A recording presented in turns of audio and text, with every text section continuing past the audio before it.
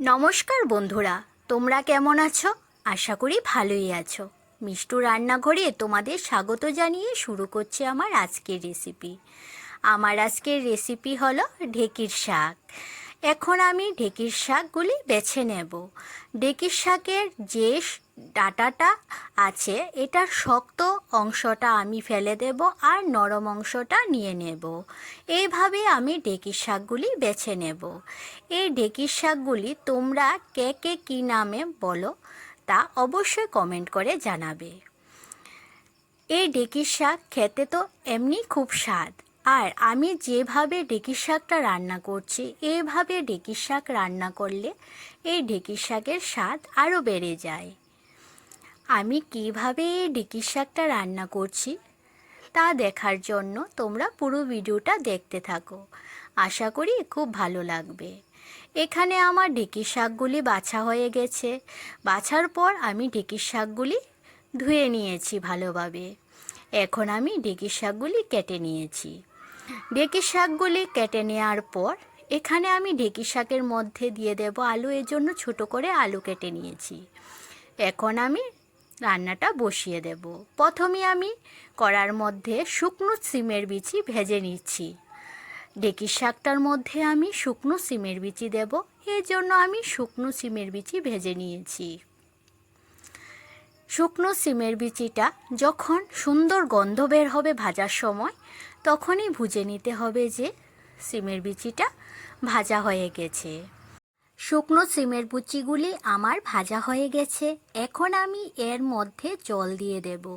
বিচিগুলি আমি সেদ্ধ করে নেব, তাহলে শুকনো সিমের বিচির খোসাগুলি ভালোভাবে ছাড়ানো যাবে আর বিচিগুলিও সেদ্ধ হয়ে যাবে। তাহলে শাকটার মধ্যে দিলে ভালো হয়। বিচিগুলি সেদ্ধ হয়ে গেছে, এখন আমি প্লেটে নামিয়ে নিচ্ছি। শুকনো সিমের বিচিগুলি প্লেটে নামানো হয়ে যাওয়ার পর এখন আমি এই শুকনো বিচিগুলি খোসা ছাড়িয়ে নেব। শুকনো সিমের বিচিগুলি নামানো হয়ে গেছে প্লেটে। এখন আমি শুকনো সিমের বিচিগুলির খোসা ছাড়িয়ে নেব। শুকনো সিমের বীজগুলির খোসা ছাড়িয়ে নেওয়ার পর এগুলি আমি পেস্ট করে নেব। আমি সিমের বিচিগুলির পেস্ট এমনভাবে করব যাতে বীজগুলি একদম প্লেন না হয়, দানা দানা থাকে। এই দেখো, আমি এখানে বীজগুলি পেস্ট করে নিয়েছি, সামান্য দানা দানা আছে।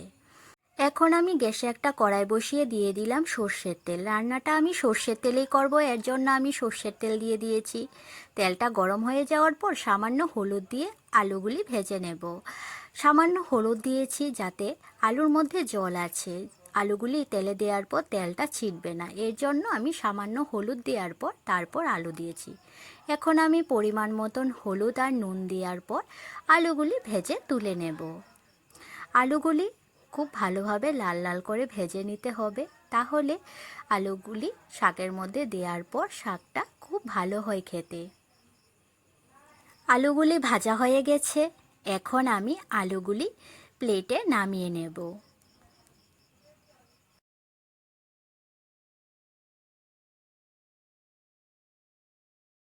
আলুগুলি ভেজে নেওয়ার পর এখন আমি প্লেটে তুলে নিয়েছি।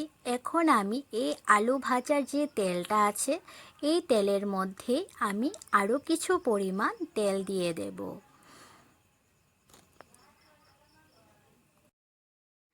তেলটা গরম হয়ে যাওয়ার পর আমি এখানে দিয়ে দিচ্ছি দুটো শুকনো লঙ্কা আর ফোড়নে দিয়ে দেব 5 ফোড়ন।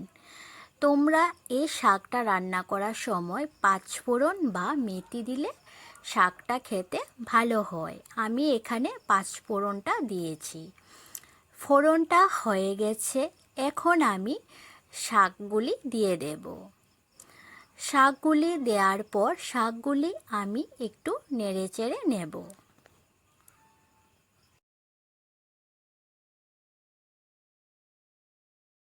শাকটা খুন্তি দিয়ে নাড়ার পর এখন আমি শাকটার মধ্যে দিয়ে দেব পরিমাণ মতন হলুদ।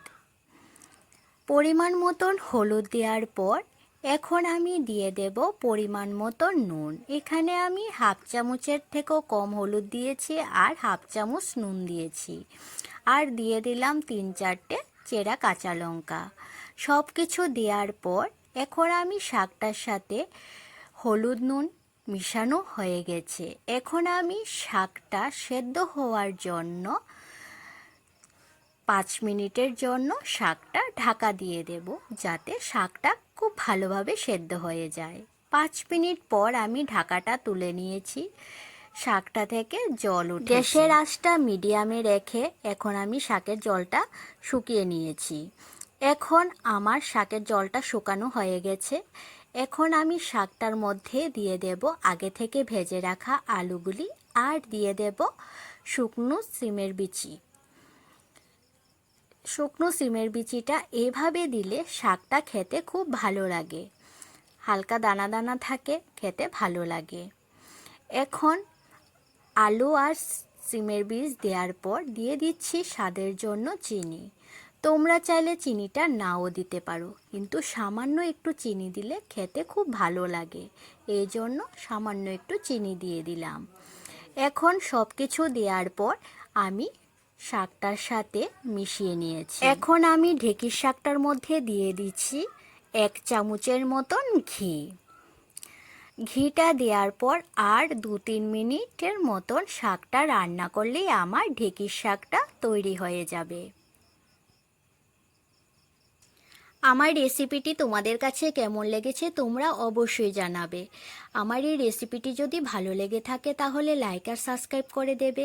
আমার ফেসবুক পেজ মিষ্টু রান্নাঘর, এই পেজটি ফলো করে দিও। ফেসবুক পেজের লিংক আমি ডেসক্রিপশানে দিয়ে দিয়েছি। শাকটা আমার হয়ে গেছে, এখন আমি শাকটা প্লেটে নামিয়ে নিয়েছি। আমার এই রেসিপিটি যদি তোমাদের কাছে ভালো লেগে থাকে তাহলে বাড়িতে অবশ্যই বানিয়ে খাবে, খেতে খুব ভালো হয়।